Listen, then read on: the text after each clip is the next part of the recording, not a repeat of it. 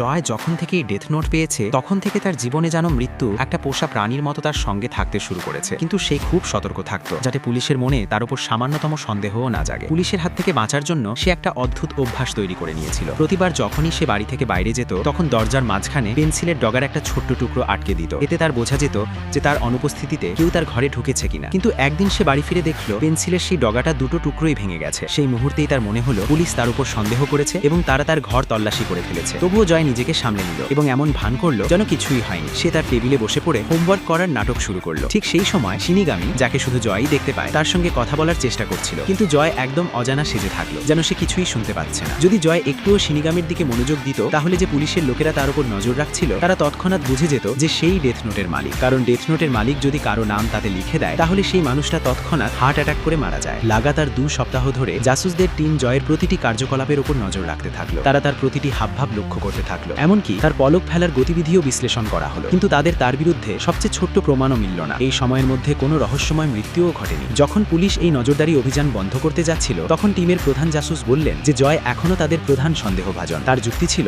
নজরদারির সময় কোনো রহস্যময় মৃত্যু না হওয়ার মানে এটাই যে আসল অপরাধী জয়, কারণ তাকে অপরাধ করার সুযোগই দেওয়া হয়নি। জাসুস বললেন নজরদারি শেষ হওয়া মাত্রই হত্যাকাণ্ড আবার শুরু হয়ে যাবে। আর ঠিক তাই হলো। যেই টিম এই অপারেশন শেষ করতে যাচ্ছিল ঠিক তখনই খবর এলো যে আবার একজনের রহস্যময় মৃত্যু হয়েছে, হার্ট অ্যাটাক করে। আগের ঘটনাগুলোর মতোই সব জাসুসরা তৎক্ষণাৎ লাইভ নজরদারি স্ক্রিনের দিকে তাকালো। কিন্তু স্ক্রিনে যা দেখা যাচ্ছিল তাতে সবাই অবাক হয়ে গেল। জয় একদম স্বাভাবিকভাবে ফ্রেঞ্চ ফ্রাই খাচ্ছিল। তার আচরণে সামান্যতম সন্দেহের ছায়াও ছিল না। এতে জাসুসদের সন্দেহ পুরোপুরি ভুল প্রমাণিত হলো এবং তাদের সূত্র শেষ হয়ে গেল। এখন তাদের মনে হতে লাগলো যে হয়তো তারা শুরু থেকেই ভুল মানুষের ওপর সন্দেহ করেছে। কিন্তু জাসুসদের একদমই ধারণা ছিল না যে জয় ফ্রেঞ্চ ফ্রাইয়ের প্যাকেটের ভেতরে একটা ছোট্ট প্লেয়ার আর ডেথ নোটের খুব ছোট্ট একটা টুকরো লুকিয়ে রেখেছিল। তার পরিকল্পনা এতটাই চতুর ছিল যে মৃত্যুর দেবতাও তাকে বুঝে অবাক হয়ে গেল, কারণ পাক্কা প্রমাণ ছাড়া পুলিশের কাছে আর কোনো উপায় ছিল না। তাদের জয়ের নাম সন্দেহের তালিকা থেকে বাদ দিতেই হলো। এসব দেখে শিনিগামি খুব মজা পেয়ে গেল। তার ধারণাই ছিল না যে তার নতুন মানুষী সঙ্গী এত চালাক হবে।